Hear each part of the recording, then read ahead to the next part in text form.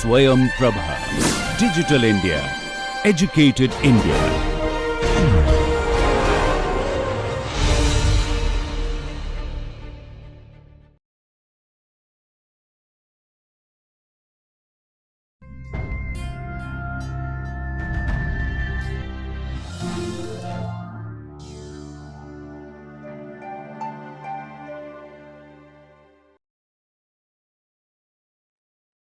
Welcome to class. Today we are going to talk about linguistic diversity and language movements in India. As we discussed in our last class, uh, the linguistic identity and an urge to assert this linguistic identity sometimes leads to a violent conflict, and in the history we can see the recent example of Bangladesh, creation of Bangladesh, erstwhile East Pakistan, which was triggered by language movement in 1952 and turned out to be a political movement and finally got separated from erstwhile Pakistan and now Bangladesh. The history of Southeast Asia is full of such movements. Some movements turned into violent protests and ultimately a lot of bloodshed shed. Case of Sri Lanka for that matter, Sinhalese versus Tamil. Case of Bangladesh for that matter, Urdu versus Bangla. But India is an exception. We have a diverse situation, linguistically diverse situation here, but for hundreds of years, we have been staying together in harmony and peace with this diversity. That's the strength of our society. However, there are some demands and undercurrents that we will talk about today. So, we are going to talk about linguistic diversity and language movements in India. Now, we need to understand the idea called linguistic identity. Identity is an umbrella term, and we have multi-layer identity. We constitute our social identity, construct our identity in different contexts with different markers.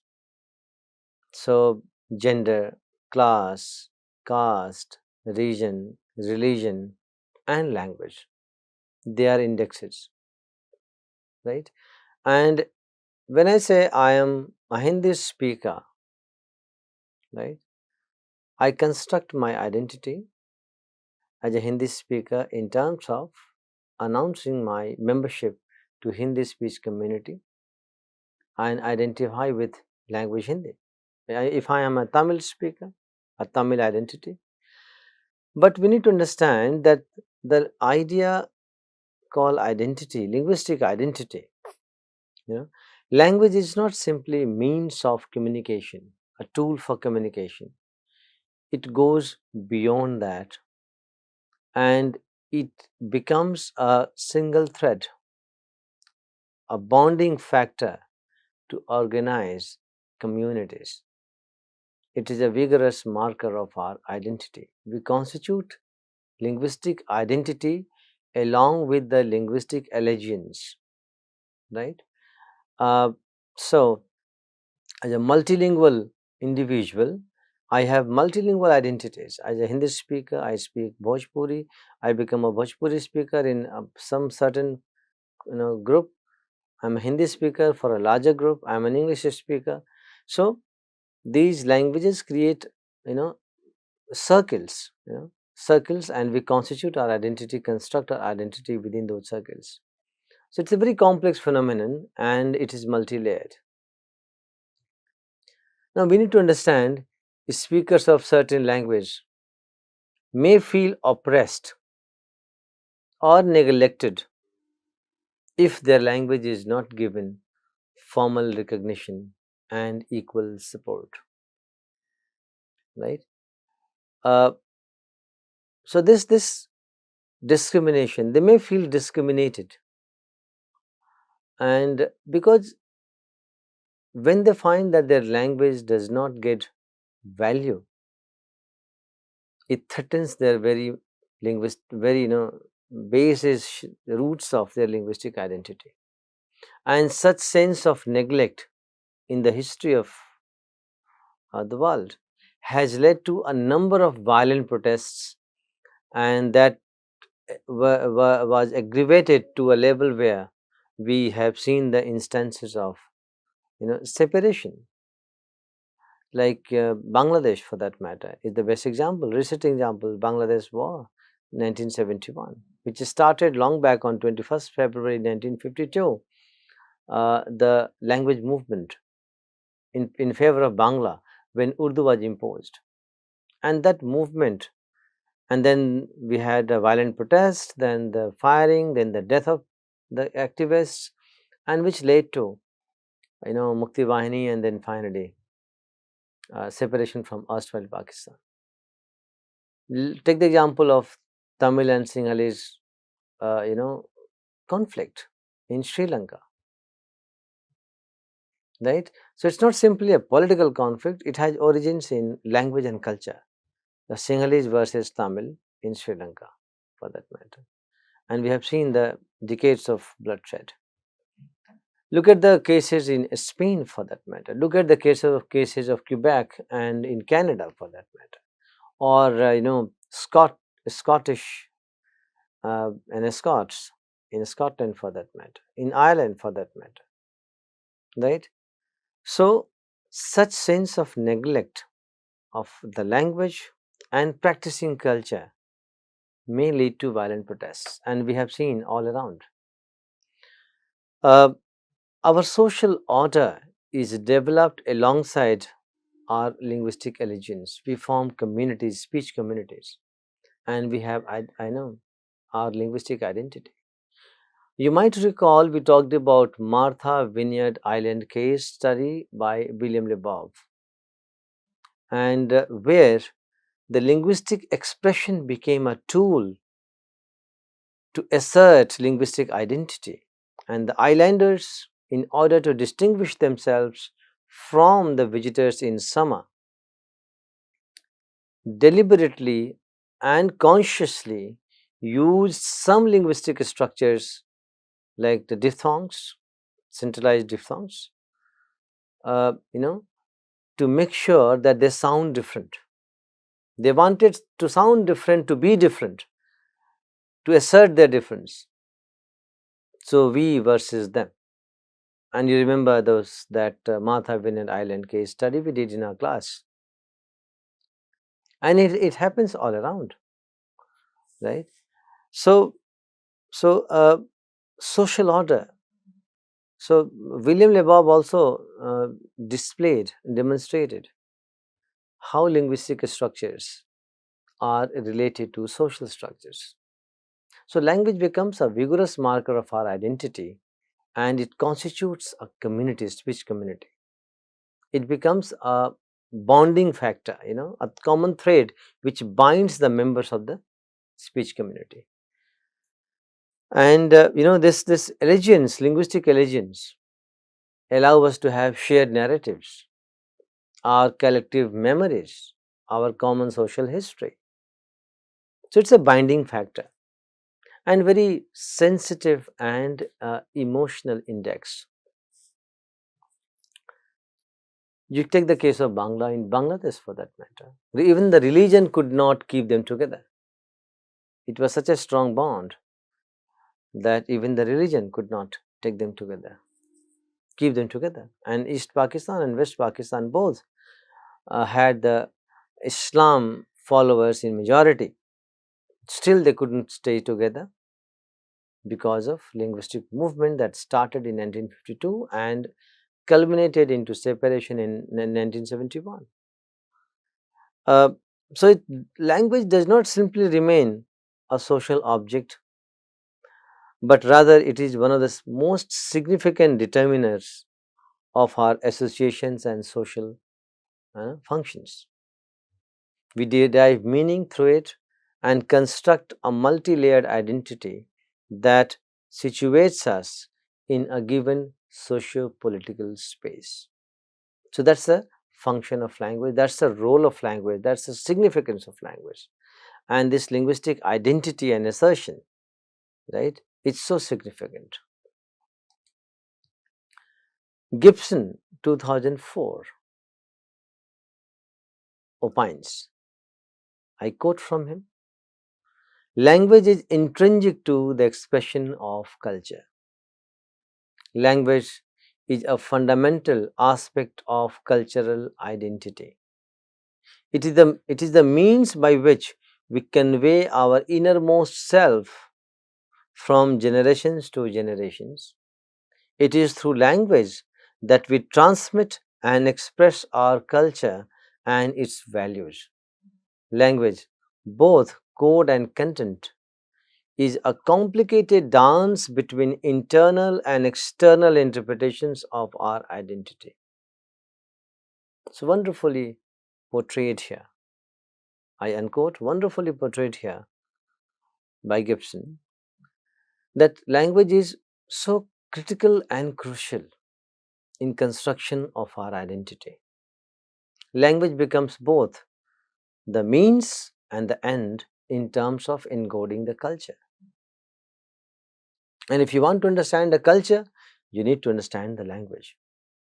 So we get into the cultural terrain through language. Language becomes instrumental in constructing and asserting our identity. And it has cultural, social, political manifestations.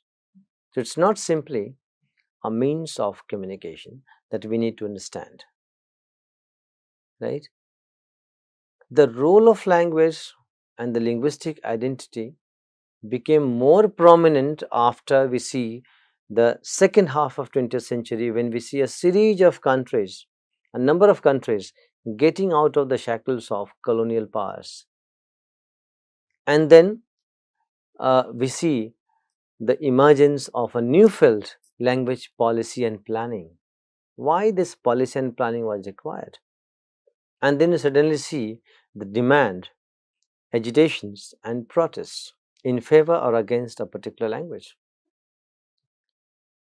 right? So that's very important to understand. Now, if you look at multilingual manifestation and linguistic tension in India, you need to understand there are three, core uh, resources which will give you a fundamental understanding of these issues. So you need to understand and study the report of Indian Statutory Commission 1930, then report of the Linguistic Provinces Commission 1948, and report of the Indian States Reorganization Commission 1955. I will not go into details of these commissions and reports. That's not the thrust of this class today. But you can separately look at all these reports. The excerpts of these reports and recommendations are available online resources. You can search for them and you can study them on your own. But these resources give a very brief and clear picture of linguistic situation and diverse linguistic situation and undercurrents of the aspirations of speakers of languages in pre and post independent India. And we see that 1940, 1950, 63 and 65 and then 68, then 86, these are the years which are very relevant for understanding linguistic policy planning and situation. In 1950, 26th January, we adopted our constitution. Then you know the story. Hindi was voted as official language at the federal central level, right? And a period of 15 years was given to Hindi to emerge as to replace English as official language. English was adopted as associate official language. And then we have already talked about how the agitation against Hindi, anti-Hindi protests started in Madras, erstwhile Madras Presidency, and which gradually spread over in non-Hindi states. A sense of insecurity generated, and they claimed in courts hegemonic expansion of Hindi. All such things happened, and then we see before the 15-year window period was about to end, these protests, and in redressal of these protests, Government of India and then Pandit Jawaharlal Nehru was our Prime Minister, called a joint session of the Parliament. Official Language Act was amended, and we see the declaration in 1963 and in 1965 as well. And then we see English to be continued as associate official language sine die. So this is one major movement in post-independent India, anti-Hindi movement, specifically in South and particularly in erstwhile Madras Presidency. Then we see, you know, uh, three important documents. In fact, first document appeared in 1968, language, National Policy on Education. But before that, something else happened. A commission was constituted in 1964, Kothari Commission, that studied the situation and gave its recommendation in 1966. Daulat Singh Kothari was the chairperson, so it's known as Kothari Commission. And they suggested a trilingual formula. And we have already discussed about trilingual formula. If you want to go into details of it, you can watch the video on trilingual formula. And then this trilingual formula was adopted in our national, NPE, National Policy on Education, 1968. And in 1986, the second National Policy on Education came. This repeated the same verbatim and no change in the linguistic policy, language policy. And then we have NEP 2020. Again, more or less the same thing has been reasserted. But barring this protest, anti-Hindi protest in South, we have witnessed demands and underlined aspirations of speakers of different languages, and how beautifully the Constitution of India created an avenue to place these demands. We'll shortly talk about. I'm referring to 8th schedule for that matter. You can always watch the video that we did on 8th schedule of Indian Constitution. You will get to know more about it. But moving on, by the way, the language policy in India, the basic framework comes from the provisions as contained in Articles 343 to Article 351 of the Constitution of India, which talks about linguistic policy, language policy, and official languages. You can always refer to it. However, we have done a separate video on scheduled and non-scheduled languages and language policy and education in India. You can go and watch, and you can get to know more about it. Moving on, as we have already established in our earlier lectures, India is a multilingual country, and a multilingual country with diverse languages, cultures, and practices. And rarely we find such parallel in the world. And multilingualism, multicultural phenomena in Indian society is not new. We have been staying with impeccable harmony and perfect harmony and coexistence for centuries. So this is not a new phenomenon to us. European and American scholars are, shocked to see and are surprised to see this harmony. But this is a way of life for us. So multilingualism is an unmarked phenomenon as far as India is concerned, but it is an unmarked phenomenon throughout the world. However, the practices and characters are different. In India, we have a peaceful uh, coexistence, whereas in some parts of the world, we find uh, a tension, linguistic tension, and lots of protests and assertions. So, in some cases, it manifests a harmonic coexistence of different languages, and in others, it turns into violent conflicts. We have already talked about, some violent agitations and movements, linguistic movements around the world. But here we will focus on India because of its history and certain uh, developments. Multilingualism in Southeast Asia and Africa has not resulted in separatist tendencies. However, in countries like Canada, Spain, Belgium, and many others, multilingualism has and assertion of linguistic identities have resulted into intense linguistic tension and a potential separatist tendency. And interestingly, USA, the United States of America, prefers not to announce a particular language, let's say English, as its official language. So, United States of America, has no language given official status.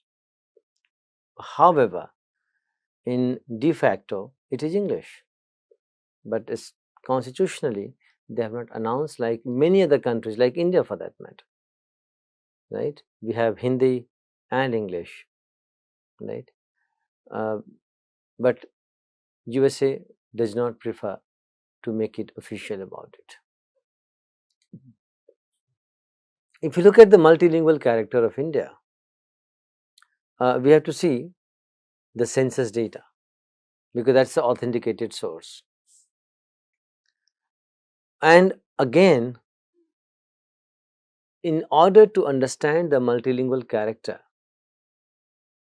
the unverified numbers, the changing numbers, varying numbers in all census, subsequent census studies and reports give us an understanding that how complex the idea is to count the number of languages, because in each of the census report we find different number, different figure, which is very interesting.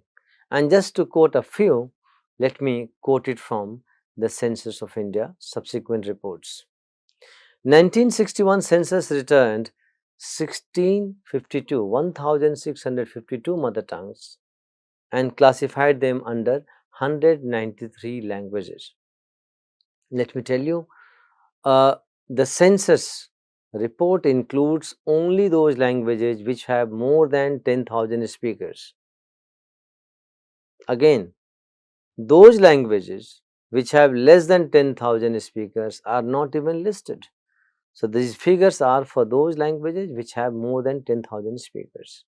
So, 1961 census gives us a data of 1,652 rationalized mother tongue. Why I am saying rationalized? Because if you look at the returns are far more bigger in number, but they are rationalized, designated, and they undergo linguistic scrutiny, and we arrive at rationalized mother tongue. So, 1961 gives us 1652 mother tongues, and which is further classified and categorized as 193 languages. Remember this number. Moving on, 1991 census has the raw returns of mother tongues that comes up to 10,400, and then they were subjected to thorough scrutiny and processing, and result in 1576 rationalized mother tongue. Now look at 1652 in 61, and here we have 1576 rationalized mother tongue, right? And 114 languages, categorized established languages. So from 193 languages in 61, now we have 114 languages. Census 2011 has 19,569 raw returns. What is it, this raw return? So when these enumerators and the census people come to us, we give our name of the mother tongue. There is a question number 10 in the census form, and you fill your mother tongue. So all these speakers, without any categorization and suggestion, then give the label, the name, the designation, and it is entered. That is raw return without any scrutiny. It is subjected to scrutiny and processing only after these data are collected. So if you look at the raw data, the number returned is 19,569. Can you believe? 1991 it was 10,400. 2011 we have 19,569. They were, and then we have 1369, 1369 rationalized mother tongue, and 121 languages categorized as distinct language. So 193 in 61, 114 in 91, 121 in 2011. So we can see these varying numbers, and we cannot conclude realistically. That's the question, and that gives us the picture of linguistic diversity and aspirations of the speakers for asserting their identity, linguistic identity, and the urge to be counted as speech community. That is the implication for linguistic identity, right? If you look at this data. Now, broadly, we all understand that India has many language families: Indo-European, Dravidian, Austroasiatic, Tibeto-Burmese, Semitic, Hamitic. We have already talked about linguistic diversity of India. You can always refer to the text there. Now, when we look at this multilingual character, thankfully, the Constitution of India recognizes the diversity, linguistic diversity, and diversity of culture. And from Article 343 to Article 351, we have a well laid down provision to give recognition to this multilingual fabric of the Indian society. And the most instrumental of all these provisions is Schedule 8, the 8th schedule, as we call it, of the Indian Constitution. You want to know more about 8th schedule, you can always go back to the lecture we did on 8th schedule, and you can see more, you can understand more. But as a referential note here, the 8th schedule of the Constitution of India reflects the statutory acknowledgement of Indian linguistic diversity and plurality. The growing demands for inclusion of more and more languages in schedule represent the aspiration of other languages that require institutional support and constitutional protection. Just to tell you in a nutshell, this is a provision in Indian Constitution that recognizes official languages, and they are called scheduled languages. So in 1950 we had 14, and as I am speaking in 2021, the number is 22. So 8 languages have been added to the list, and the process is on. In future, we may add some more languages because the demands are high to be included in this schedule. Very quickly, if you want to know what What are these languages? Which are the 22 languages? Here is a list.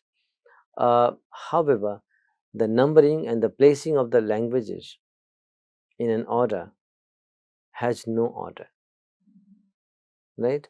And it's purely alphabetical. So the sequencing and appearance in the sequence has nothing to do with the hierarchy, importance, and superiority. It is simply alphabetical arrangement. So we have languages like Assamese, Bengali, Bodo, Dogri, Gujarati, Hindi, Kannada, Kashmiri, Konkani, Maithili, Malayalam, Manipuri, Marathi, Nepali, Odia, Punjabi, Sanskrit, Santali, Sindhi, Tamil, Telugu, and Urdu. These are 22 languages so far. But you need to understand that there are demands and the undercurrents, specifically, in the plains where they're demanding inclusion of more languages in Schedule 8 to get institutional protection and institutional support to grow and to be registered, right, to protect their language and culture. Situation in northeastern part of India is, little, there is a little tension, linguistic tension, specifically in northeast of India, where we have variety of languages and the urge for assertion of linguistic identity. It has led to a lot of tension in the northeastern part of India, where languages are competing with each other to be counted and to be registered. But overall, we have list of 38 demands.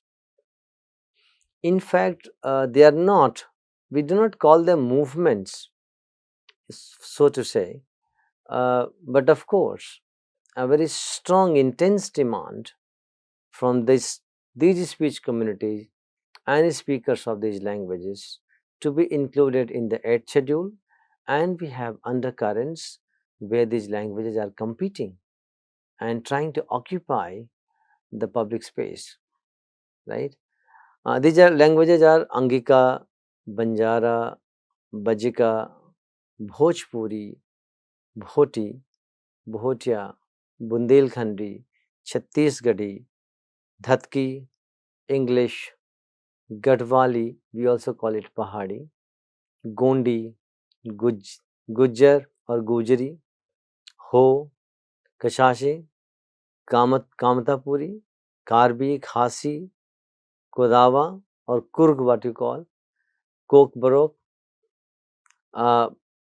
Kumauni, Kuruk, Kurmali, Lepcha, Limbu, Mizo, Magahi, Mundari, Nagpuri, Nicobaris, Pahadi, Himachali, what you call, Pali, Rajasthani, Sambalpuri or Kosali, Saurseni or Prakrit, Sairaki, Tenidi, and Tulu. So these are the languages which are struggling and competing to be included in the 8th schedule of the Constitution. So, this is it for now. We need to remember that language is not simply a mark, an instrument for communication, a means for communication, but it is like an organism that grows inside us. It is a vigorous marker of our identity, right? It encodes our culture, it encodes our social structure, right? It carries our collective memories, our experiences, and common social history. It is an abstract phenomenon and it has got social indexes like, like gender, class, region, religion. Language is a very sensitive social index, and that helps us constitute a linguistic identity.